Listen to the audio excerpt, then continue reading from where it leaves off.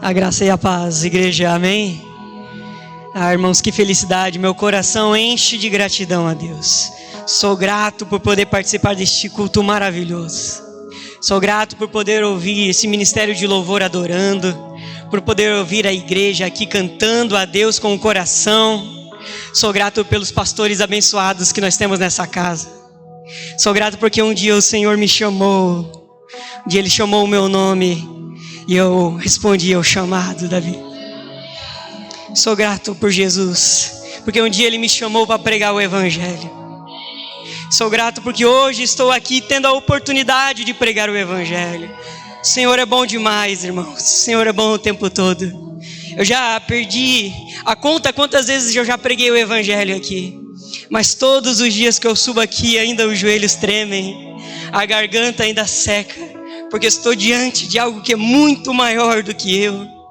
Que sem o Espírito Santo não é possível, irmãos, continuar. Que sem o Espírito Santo nada vai acontecer. Nós dependemos totalmente do Espírito Santo. Amém, irmãos? Vamos ouvir a palavra que o Senhor tem para a igreja hoje? Convido os irmãos a abrirem a palavra do Eterno em Isaías capítulo 57, versículo 15. O Senhor tem uma palavra abençoada para o teu coração hoje, meu irmão. Esteja sensível que o Senhor vai falar com você, como Ele tem falado comigo essa semana. Amém? O texto é o texto de Isaías, capítulo 57, do verso 15. Na verdade, é só o verso 15 que nós vamos meditar hoje. O tema que o Senhor colocou no meu coração é o grande Deus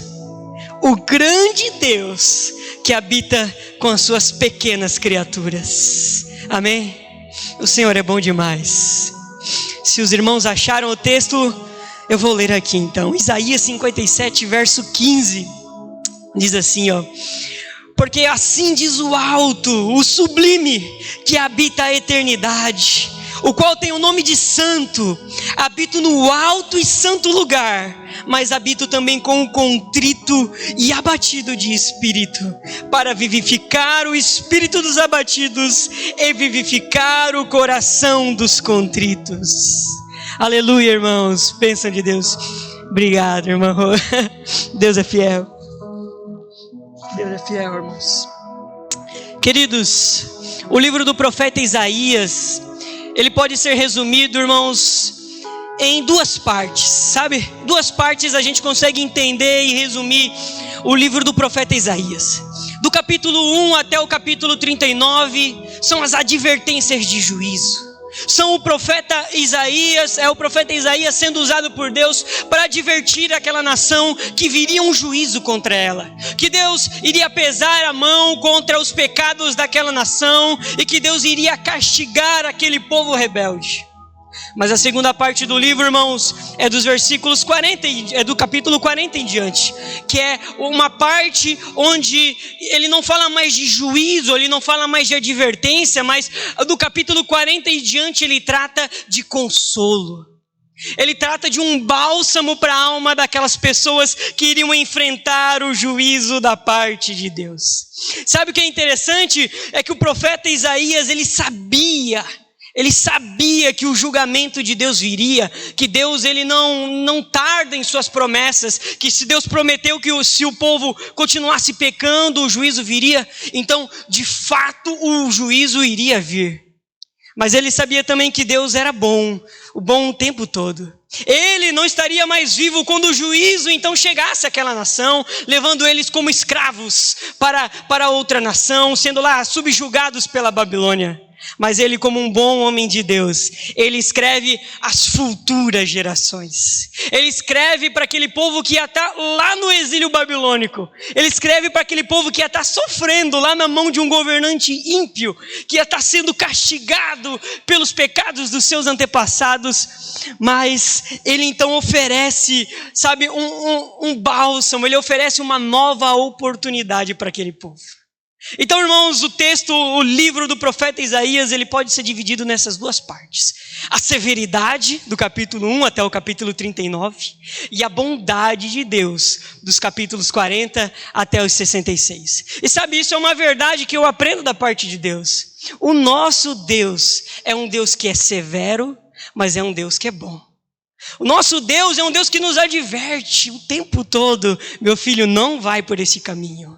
Meu filho, cuidado, este caminho que você está trilhando, esse caminho por qual você está indo é um caminho ruim, é um caminho que me desagrada, e se você continuar nesse caminho, haverá duras consequências.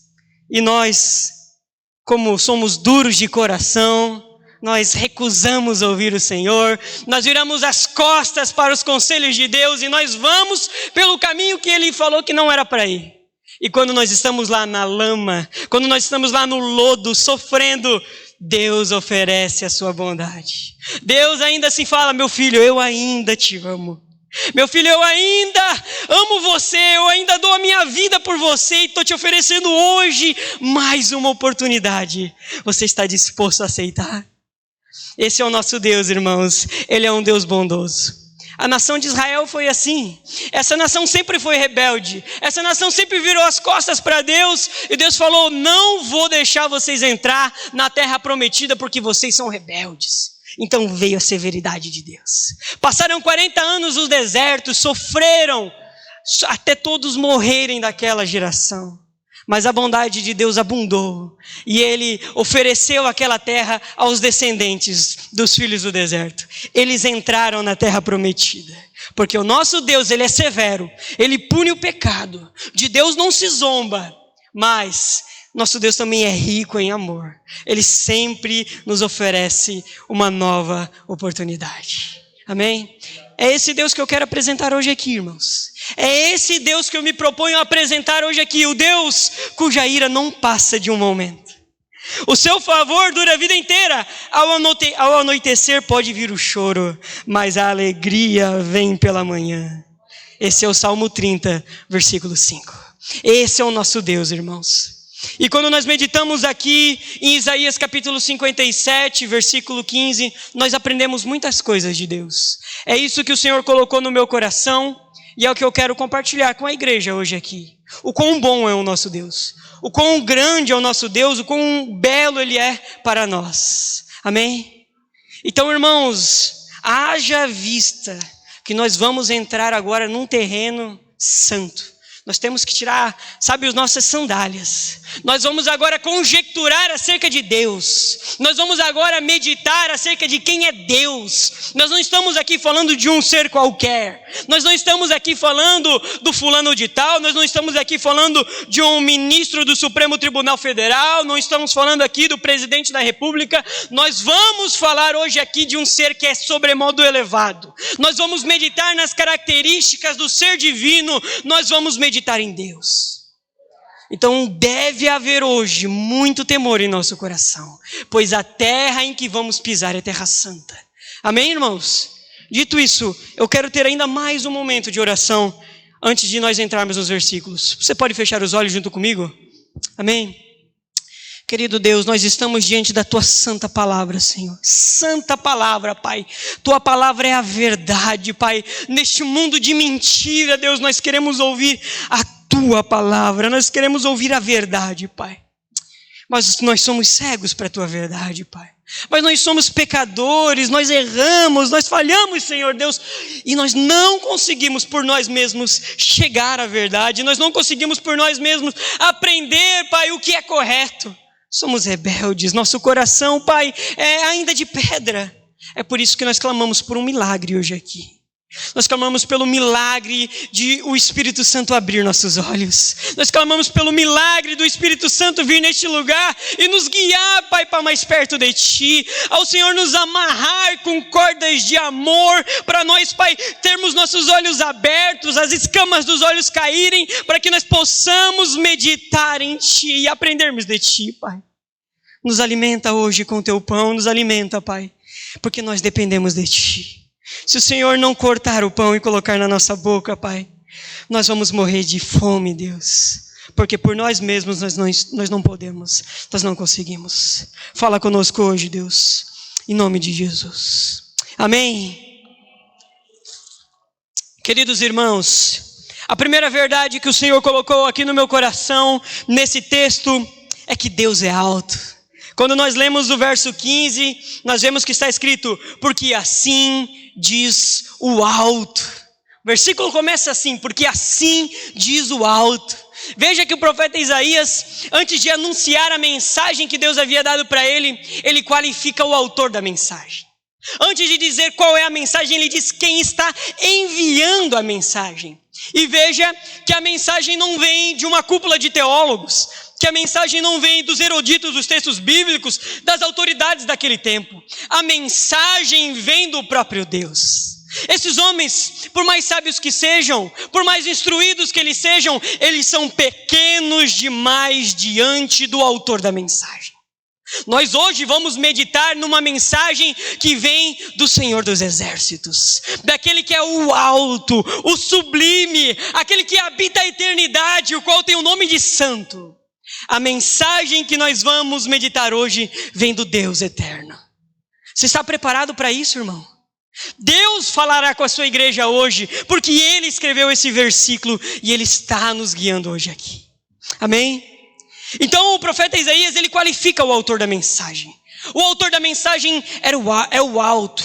E ele faz isso com um propósito, irmãos. É consolar aquele povo. Veja que eu falei no início, que essa mensagem foi dirigida às futuras gerações. Ele estava escrevendo para um povo que estava no exílio babilônico. Um povo que foi arrastado da sua nação e levado como escravo para outra nação. Esta mensagem é dirigida a esse povo que está sofrendo a condenação dos pecados, que está sofrendo o juízo da parte de Deus. Mas veja, irmãos, que esse povo está lá sofrendo. Talvez eles olhavam para o poderio militar da Babilônia. Sabe, quando nós vamos estudar, nós vemos que a Babilônia, ela dominou todo o mundo antigo. Não havia uma nação naquele mundo antigo que não estava subjugada pela Babilônia nesse período. Talvez eles olhavam o poderio militar daqueles exércitos que estavam oprimindo eles, e eles temiam, e eles falavam, nossa, nós somos pequenos demais. Talvez eles olhavam para o rei Nabucodonosor da Babilônia, aquele que havia dominado todo o mundo, e pensavam, esse aí é o alto, esse é o homem que ocupa o maior de todos os postos dos homens, e todo esse poder está sendo usado contra nós, então nós estamos perdidos. Talvez eles pensavam com isso, irmãos, talvez eles pensavam isso, talvez eles olhavam para o tamanho dos seus adversários, e se esqueciam do tamanho do seu Deus. E esse é o risco que nós corremos, irmãos. Esse é o risco que nós corremos hoje. De olharmos para as dificuldades da nossa vida e nos esquecermos do tamanho do nosso Deus. Nosso Deus, Ele é alto, irmãos. Nosso Deus é o maior de todos os homens. Ele está no maior posto de autoridade que um homem pode estar. Ele está acima. Nós não tememos Alexandre de Moraes, nós não tememos o presidente da República, porque nós servimos a um Deus que está no mais alto posto que existe. Ele está sentado no alto e no sublime trono, como diz Isaías capítulo 6.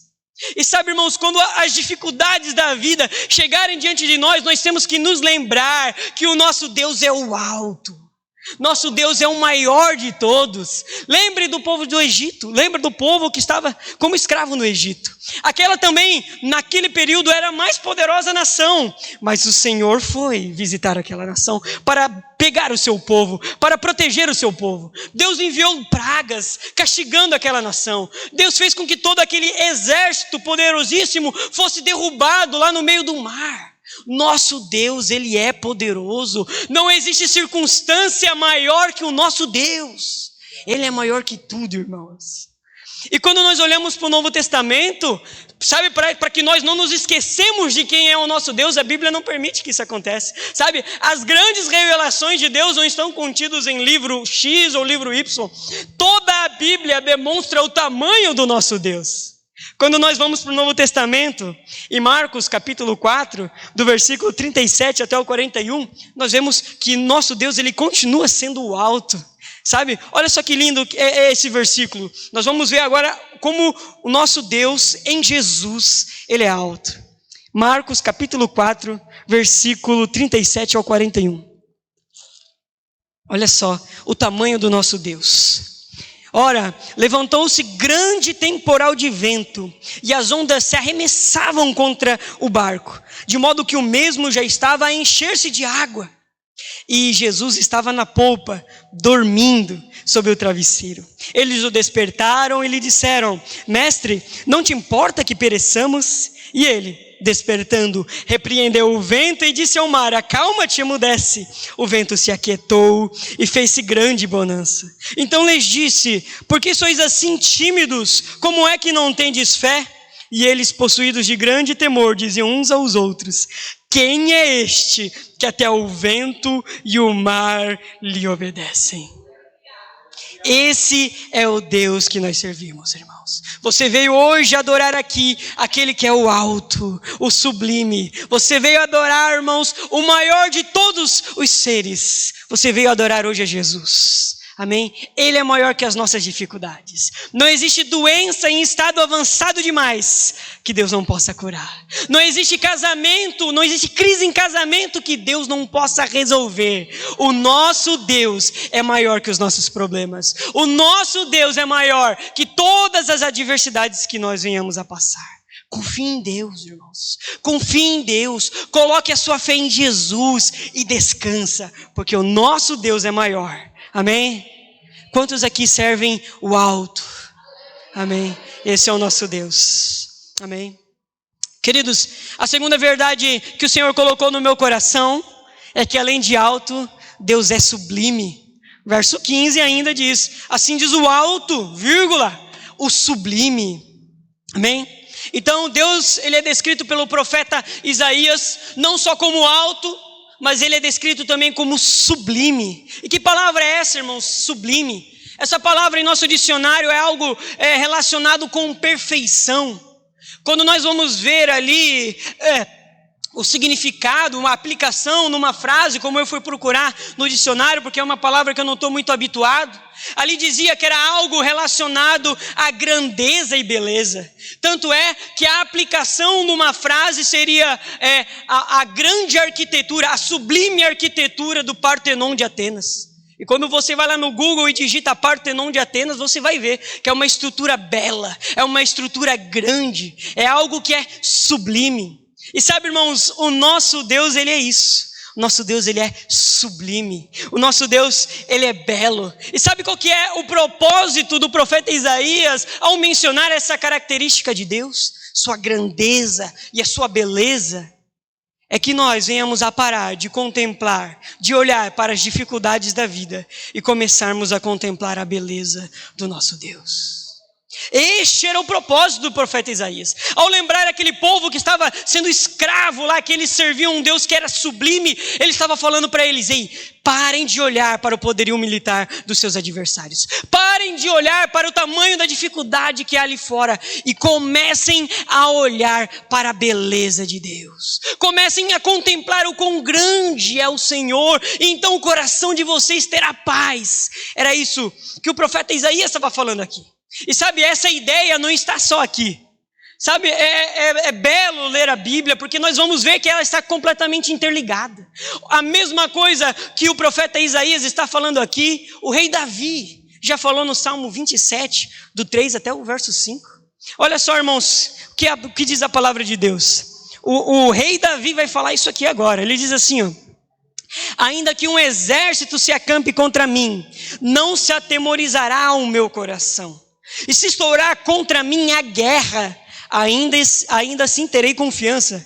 Uma coisa peço ao Senhor e a buscarei, que eu possa morar na casa do Senhor todos os dias da minha vida, para contemplar a beleza do Senhor e meditar no seu templo. Pois no dia da adversidade ele me ocultará no seu pavilhão, e no recôndito do seu tabernáculo me acolherá. Elevar-me-á sobre uma rocha. Amém, irmãos? Olha só que beleza, irmãos. Muitas vezes, sabe, nós estamos vivendo um caos em nossa vida, porque os nossos olhos estão fitos no lugar errado. Ao invés de olharmos para o nosso Deus e cairmos em adoração, nós começamos a olhar só para as dificuldades da vida. Nós começamos, a olhar só para aquilo que não temos. Ao invés de sermos gratos pelo que nós temos hoje, que aliás, houve um tempo em nossas vidas que nós orávamos pedindo para nós termos o que nós temos hoje, não é?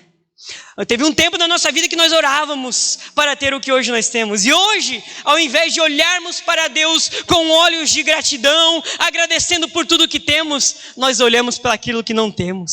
Nós olhamos para aquilo que nos falta. Nós olhamos para a escassez. É como aquele povo que estava no deserto com 5.000 homens diante deles, e tinha diante deles Jesus e 5 pães e 2 peixinhos. Eles, ao invés de olharem para Jesus, que é a fonte abundante de tudo que existe, eles olham para a escassez. E eles falam: Jesus, temos aqui apenas 5 pães e 2 peixinhos. Não dá para alimentar essa multidão.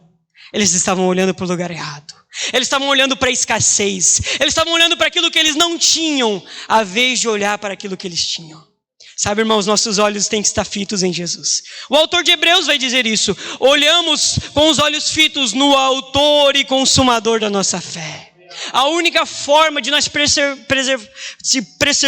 de nós avançarmos, a única forma de nós continuarmos nessa caminhada, irmãos, difíceis, é olhando para Jesus. Se nós olharmos para a dificuldade, nós não vamos chegar no final. Amém? Olhe para Jesus. Olha só o que diz Mateus capítulo 6, versículo 22 e 23. Palavras do próprio Jesus. Ele diz assim, são os olhos a lâmpada do corpo. Se os teus olhos forem bons, todo o teu corpo será luminoso. Se, porém, os teus olhos forem maus, todo o teu corpo estará em trevas. Portanto, caso a luz que em ti sejam trevas, que grandes trevas serão. Palavras do próprio Jesus. O mais importante é os olhos. Nós temos que ter os nossos olhos no lugar correto. Nós temos que olhar para Jesus. Amém? Esse é o nosso Deus, Ele é sublime, Ele é belo. Temos que olhar para Ele. Amém? Terceira verdade que Deus colocou em meu coração é que Deus é eterno. Verso 15, assim diz o alto, o sublime, que habita a eternidade. Então o profeta está ali ensinando, está ali lembrando aquela nação que o Deus que eles servem é um Deus alto, maior que toda a diversidade, é um Deus belo, cuja beleza deve ser contemplada ao invés de olhar para a escassez, para a necessidade. E conforme veremos agora, o Deus que nós servimos também é eterno, Ele habita a eternidade. E o que isso significa, irmãos? Isso significa que as limitações naturais e humanas não podem conter o nosso Deus. Posso ouvir um amém? As limitações naturais e humanas não podem conter o nosso Deus. Ele habita a eternidade, Ele não é parado com aquilo que para os homens mortais. Ele é maior que tudo isso, irmãos. Veja o que isso significa. Em primeiro lugar, isso significa que os limites geográficos não podem parar a Jesus. Olha só o texto que eu vou ler aqui para os irmãos. O texto é o texto de 2 Crônicas, capítulo 6, verso 18. Antes de ler o texto, deixa-me explicar que esse texto ele está sendo proferido aqui por Salomão na inauguração do templo. Se você conhece o templo de Salomão, que agora não existe mais, não é aquele que consta lá em São Paulo, no bairro do Brás, aquilo lá é uma réplica.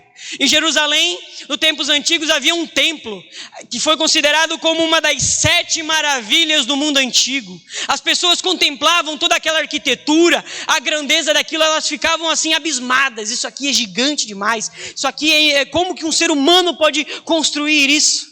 E na inauguração desse templo, ou seja, no ápice, no auge daquele templo, o rei Salomão, em uma assembleia solene, ele está dando um discurso à nação de Israel.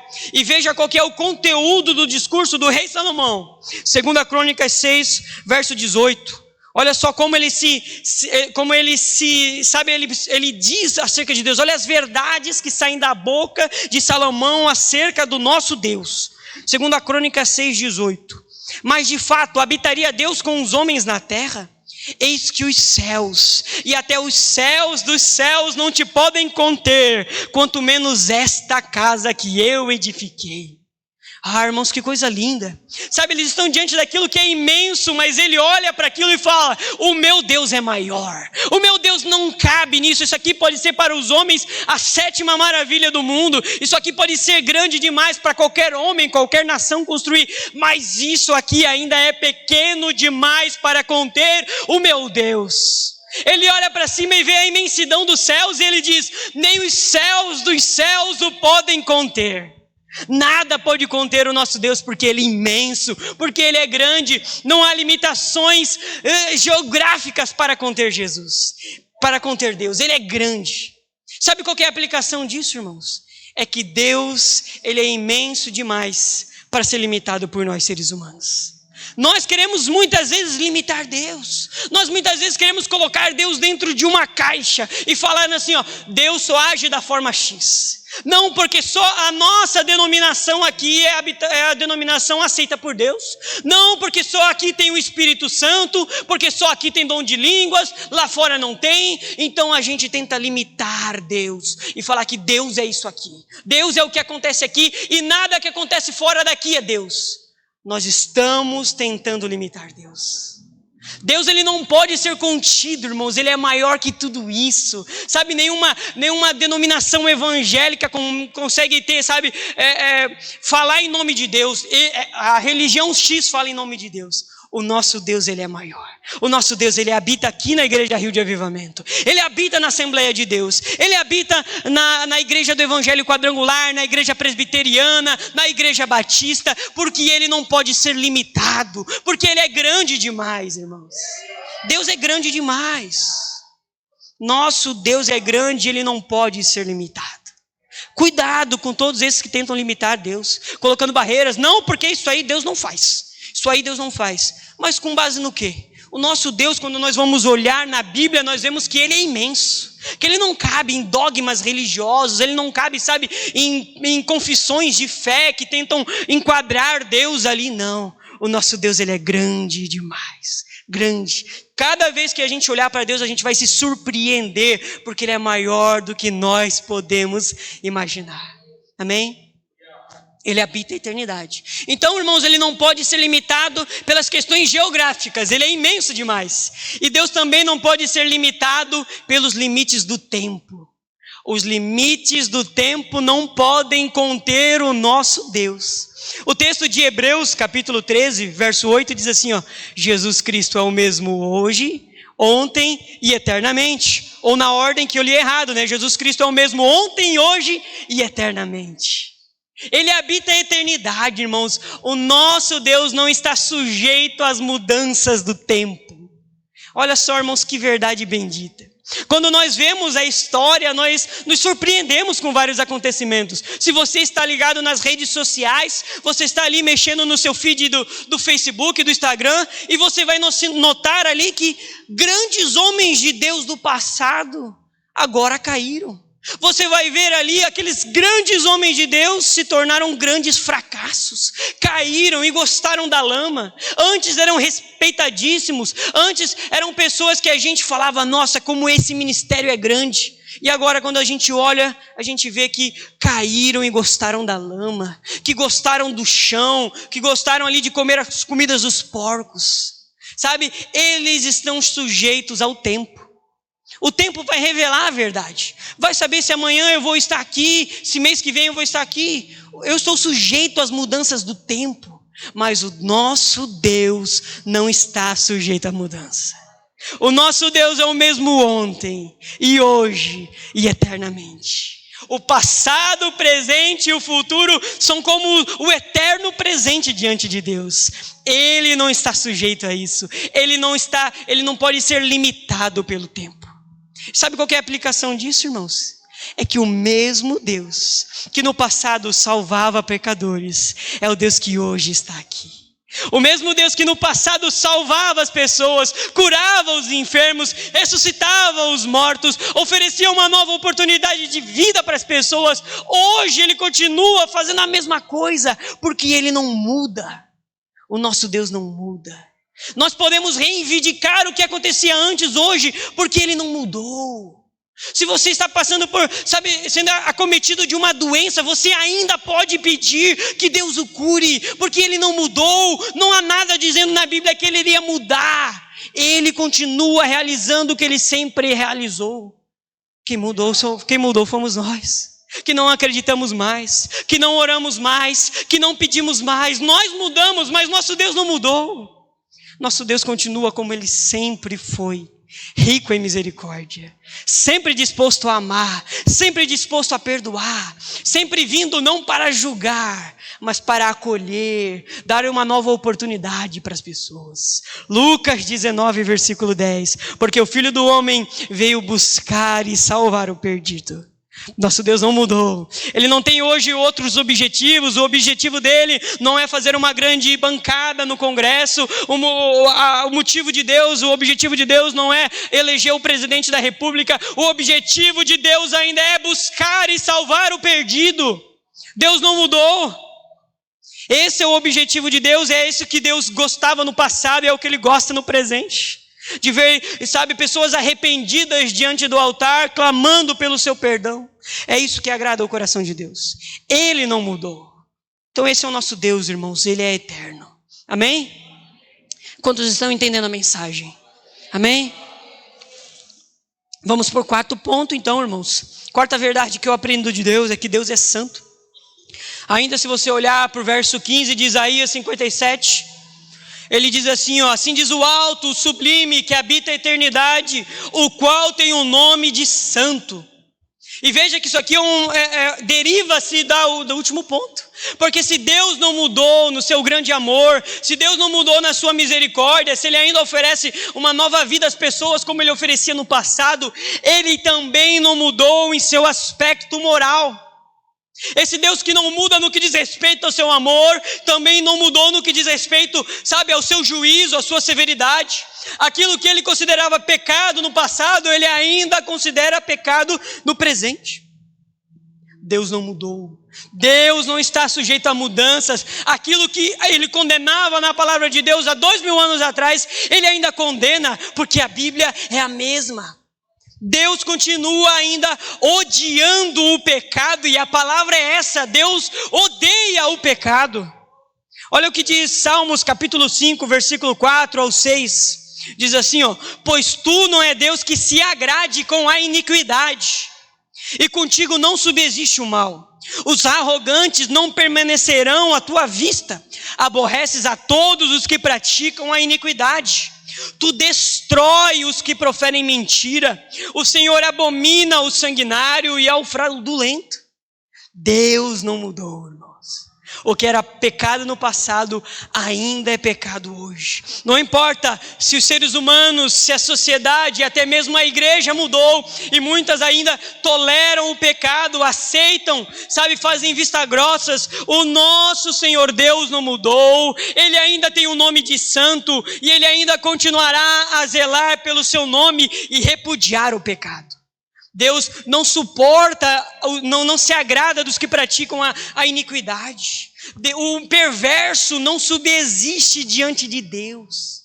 Nosso Deus não mudou, irmãos.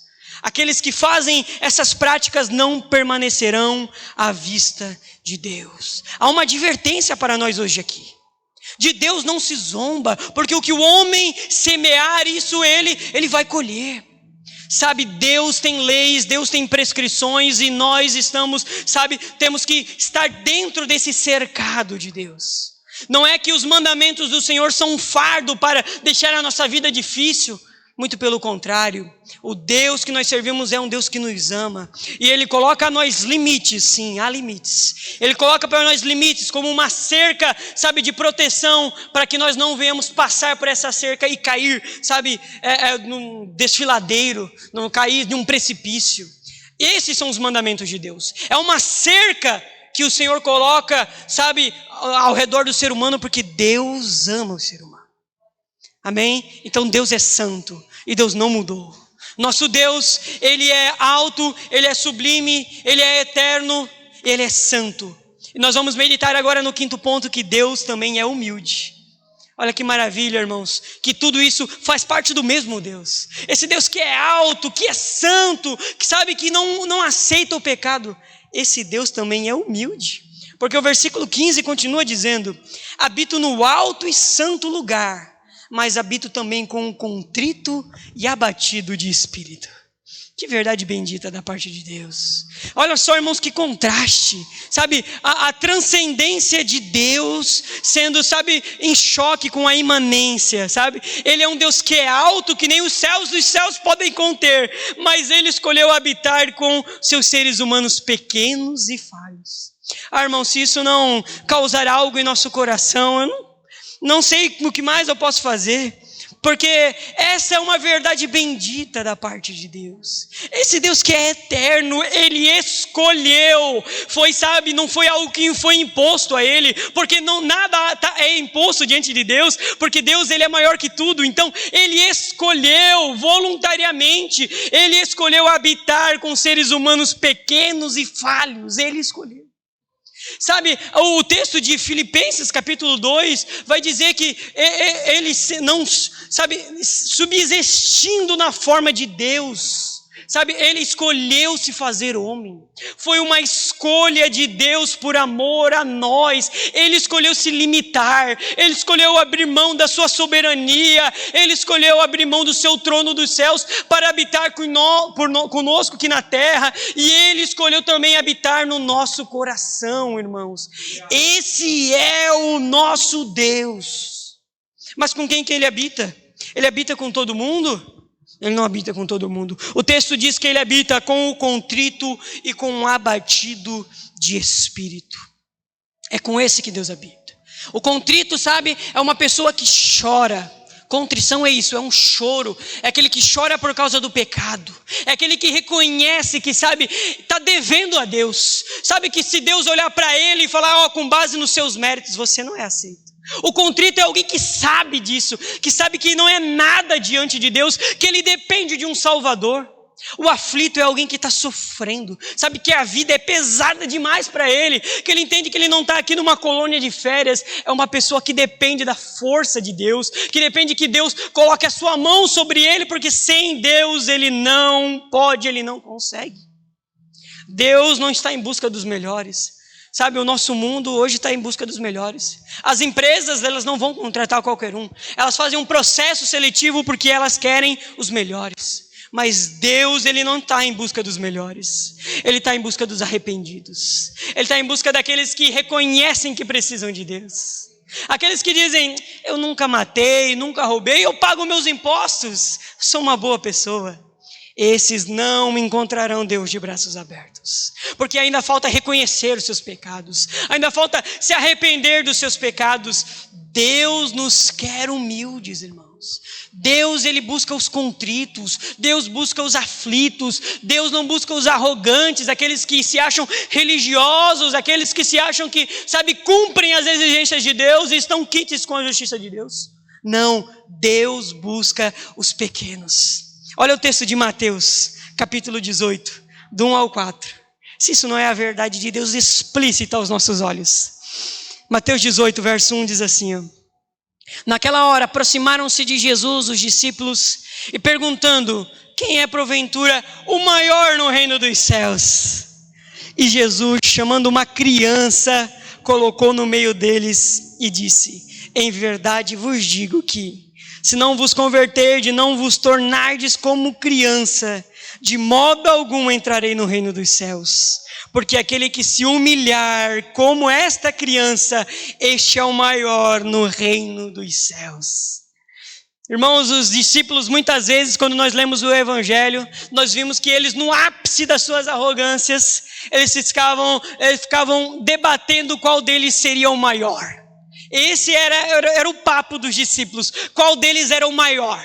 Antes, sabe, deles terem um encontro verdadeiro com Deus, deles passarem por um processo de santificação, de aperfeiçoamento, Era isso que estava no coração deles. Eles queriam, os tapinhas nas costas. Eles queriam ser reconhecidos como os grandes, como os bons, como os pregadores, como os operadores de milagres, como os ungidos do Senhor. Era isso que estava no coração deles. E eles estavam ali discutindo quem deles era o maior. E eles chegam para Jesus e jogam essa para Jesus. Fala aí, Jesus, quem de nós aqui é o maior? E Jesus coloca diante deles uma criança. E diz, quem não se converter para ser igual a essa criança, não entrará no reino dos céus. O maior vai ser o menor. Sabe por que uma criança, irmãos? Porque uma criança não tem nenhum outro título a não ser de filho. Tu não vai ver uma criança ali com um PhD em física. Tu não vai ver uma criança que é gerente de uma grande loja. Não. A criança, o único título que ela tem é o de filho. As crianças, elas não estão preocupadas com a sua aparência. Elas provavelmente naquele contexto ali estavam todas sujas de tanto brincar. Elas não se preocupavam em como elas seriam vistas. As crianças também, elas não queriam nada a não ser Jesus. Elas queriam só estar com Jesus. Tanto é que os discípulos tentam impedir as crianças de chegar a Jesus. E ele fala, deixai vir a mim os pequeninos. Nós temos que ser como essas crianças, que não se apegam a títulos, que não se importam, com a aparência. Não é que a gente não tem que tomar banho, é que a gente não tem que se importar com o que os outros estão pensando da gente. Nós não somos pautados pelo que os outros pensam de nós, nós somos pautados pelo que Deus pensa de nós. E Ele não olha para o exterior, Ele olha para o coração. Nós temos que ser como as crianças que só queriam a Jesus. É nesses que o Senhor Jesus habita, é com os humildes, é com os contritos, irmãos. Nosso Deus, Ele é tão grande que Ele não cabe em um coração cheio de arrogância e de orgulho. Ele só habita com os humildes, só habita com aqueles que sabem que precisam de Deus. Amém, irmãos? Salmo 34, verso 18. Perto está o Senhor dos que têm o coração quebrantado e salva o de espírito oprimido. É assim que o Senhor quer que nós sejamos. Amém? Vamos para o último ponto, irmãos, para nós encerrarmos e nós orarmos. Eu já quero até convidar o Ministério de Louvor para ir subindo. O último ponto que nós vamos meditar é que Deus, Ele é vida. Amém? Vimos que nosso Deus é alto, que nosso Deus é sublime, que nosso Deus é eterno, que nosso Deus é santo, que nosso Deus é humilde. E o último ponto para nós orarmos aqui, nós vamos ver que esse Deus que é tudo isso, Ele é também vida. Deus é vida, assim diz o alto, o sublime, que habita a eternidade, o qual tem o nome de santo. Habito no alto e santo lugar, mas também habito com o contrito e abatido de espírito. Versículo 15, continuação. Para vivificar o espírito dos abatidos e vivificar o coração dos contritos. Olha, irmãos, que bela a forma como esse versículo termina, porque ele começa a dizer aqui que o propósito pelo qual o eterno Deus deseja habitar com seres pequenos como nós, é porque Deus deseja nos vivificar. Deus deseja nos trazer vida, Deus deseja trazer um avivamento. Esse é o propósito de Deus, Ele deseja vivificar, Ele vê pessoas mortas e Ele quer trazer vida. Quem está no pecado está morto, é o que diz Efésios capítulo 2, e vos vivificou, estando vós mortos nos vossos delitos e nos vossos pecados. Então o nosso Deus, Ele tem mais uma característica, que é que Ele é vida. Nosso Deus é vida. Nosso Deus é vida, Ele é a ressurreição e a vida, Ele é o caminho, a verdade e a vida, irmãos. Esse é nosso Deus, Ele é uma fonte inesgotável de vida. Ele disse em alta voz, Ele exclamou, quem crer em mim, como diz as Escrituras, do seu interior fluirão rios de água viva. Sabe o que é um rio? O rio é vida. Onde o rio passa, ele traz vida. Se passar um rio no deserto, vai começar a nascer vegetação naquele lugar, porque rio é vida. E o nosso Deus, Ele é vida. Ele deseja nos vivificar, irmãos. Deus deseja, trazer um avivamento para esta nação. Eu estou plenamente convicto de que Deus não se esqueceu do Brasil. Deus não se esqueceu do Brasil, nem das promessas que Ele fez a essa nação. Muitas promessas foram declaradas sobre essa nação, dizendo que essa nação será a nação do avivamento, que essa nação será o celeiro do mundo, que essa nação vai alimentar, todos os outros povos, que daqui vai ser um celeiro de missionários. Deus não se esqueceu do Brasil, eu estou plenamente convicto disso, que Ele vai trazer um avivamento para a nossa nação, que por mais que nós olhamos o noticiário, vemos a notícia, as únicas coisas que conseguem vir ao nosso coração é que só tem morte ao nosso redor e que o que vai acontecer no futuro será mais morte. Mas eu estou plenamente certo que Deus trará um avivamento a esta nação, como Ele um dia prometeu. 2 Crônicas 7:14, se o meu povo, que se chama pelo meu nome, se humilhar, e se converter dos seus maus caminhos, do céu eu ouvirei, sararei a sua terra. Há uma promessa da parte de Deus. Nosso Deus é aquele que vê um exército, um vale de ossos secos, e Ele sopra o seu espírito para fazer desse vale de ossos secos um exército para lutar em seu favor. E se você crê nisso, eu quero te convidar a ficar de pé, porque nós vamos clamar por isso nesse momento. Nós vamos clamar por isso, irmãos. Não é possível que nós simplesmente venhamos a acreditar que servimos um Deus alto, um Deus sublime, um Deus eterno, santo e humilde, e nós vamos para casa por assim ser. Não. Nós temos que fazer algo com essa verdade. E se nosso Deus é de fato alto, como diz aqui, se nosso Deus é de fato sublime, eterno e santo e também humilde para nos ouvir hoje aqui, então hoje nós vamos clamar por um avivamento.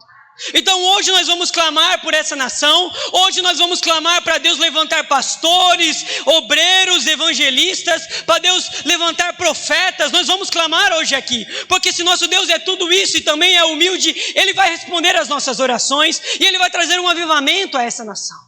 Não é o fim dessa nação, nós vamos clamar a esse Deus nesse momento.